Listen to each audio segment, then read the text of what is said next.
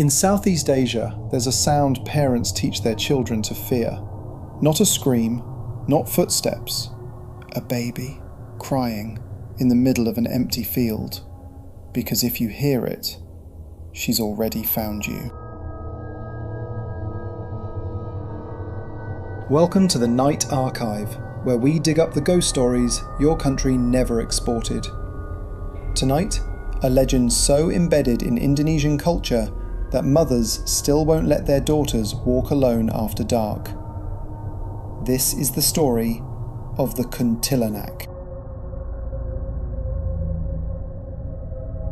To understand this legend, you need to understand a belief that runs through much of Southeast Asia, that death which happens incomplete doesn't stay buried.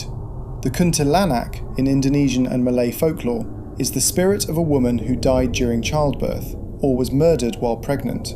She's known by different names across the region: Pontianak in Malaysia, Kuntilanak in Indonesia, but the description rarely changes. Long black hair, a white or torn dress, and a face that is beautiful until it isn't.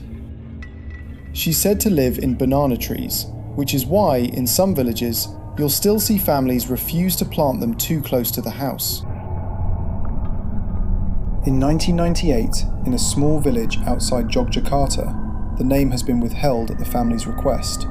A young man named Brotto was riding his motorbike home late from a wedding. The road was empty. It always was this time of night. But halfway home, he saw her. A woman standing at the roadside, facing away from him, long black hair falling past her waist. He slowed down. It's considered rude in the countryside to pass a stranger without asking if they need a ride. "Butuh tumpangan?" he asked. "Need a lift?" She turned around. Brotto would later tell his family that her face was perfectly normal, ordinary even. It was only once she climbed onto the back of his bike, once he felt how cold her hands were gripping his shoulders, that he made the mistake of looking in his mirror. In the reflection, her face was no longer behind him. It was inches from his ear. And where her back should have been, where a spine should have been, villagers say there was nothing. A hollowed out hole, straight through her body, like she'd been carved from the inside out. Brotto didn't stop the bike. He didn't dare. He rode faster than he ever had in his life, refusing to look back, refusing to acknowledge the laughter, high-pitched, almost childlike, rising behind him. When he finally reached his family's gate, he turned to tell her to get off. The seat behind him was empty. Brotto never rode that road at night again. But here's the detail that keeps this story alive in the village, decades later. 3 days after that ride, a construction crew, widening the road, found something buried beneath where he said she'd been standing. Bones.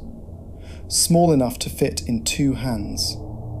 No records were ever found of a birth or a death at that address. What makes the Kuntilanak endure isn't just the scare, it's what she represents. In a culture where a woman's role was so often tied to family and motherhood, she's the nightmare version of that same expectation. Love and vulnerability turned into something that hunts. Every culture buries its fears in a story. This was one of theirs.